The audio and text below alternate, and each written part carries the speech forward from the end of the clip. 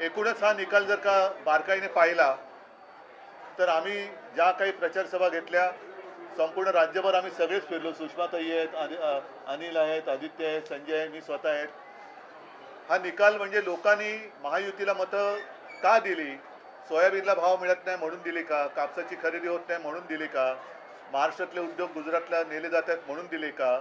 महिलांची सुरक्षितता वाऱ्यावरती सोडली गेले म्हणून दिली का?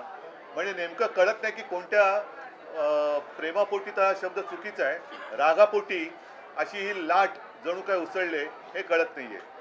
हा निकाल अनाकलनीय आहे आणि याच्या मागचं गुपित हे काही दिवसामध्ये तर शोधावं लागेल. तूर्त मी महाराष्ट्राच्या जनतेला सांगतोय की आपण निराश होऊ नका, खचून जाऊ नका. काही जण म्हणतात की हा ईव्हीएमचा विजय आहे, असूही शकतो, पण महाराष्ट्राच्या जनतेला हा निकाल मान्य असेल तर मग कोणीच काही बोलण्याची गरज नाही.